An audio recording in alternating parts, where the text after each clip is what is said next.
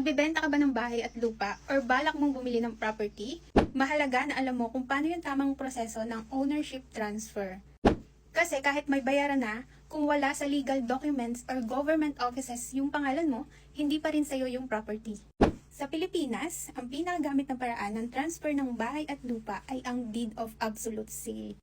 Ito ang dokumento na nagpapatunay na si seller ay kusa at legal na ibinebenta ang property sa buyer. Para maging valid ang deed of sale, dapat may mga sumusunod. Una dyan ay ang pangalan ng buyer at seller. Kailangan nakasaad dito ang age, civil status, kung Filipino or foreigner, at yung address. Number 2 ay ang description of the property. Kailangan nakasaad dito ang TCT number, lot or block number, location, total land area, and house or improvements. Number 3 is purchase price. Exact amount ng property in numbers and words. Number 4 is statement of the sale and transfer. Number 5, freedom from liens or encumbrances. Malinaw na dapat walang utang or kaso ang property. Number 6 ay ang signatures. Signature ng buyer, seller, spouse kung married, and 2 witnesses. Last is ang notarization para maging public document. Bukod nga sa deed of sale, kailangan ding ihanda ang mga sumusunod. Una, owner's duplicate copy of title or TCT.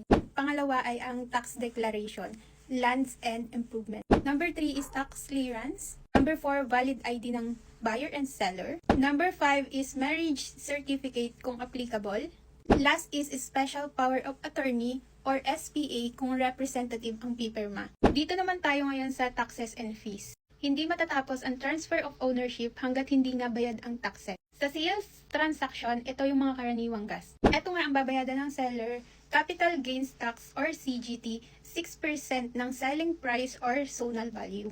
At ito naman yung babayaran ng buyer. Documentary stamp tax 1.5%, transfer tax 0.5% or 0.75% depende sa LGU. Last is ang registration fee sa Registry of Deeds. Ang mga optional na gastos naman is ang notary fee, processing fee, and attorney or broker's fee. Kung kompleto naman ang papeles at walang problema, pwede itong matapos in 2 to 3 weeks kung rush and assisted. 1 to 3 months naman kung regular processing.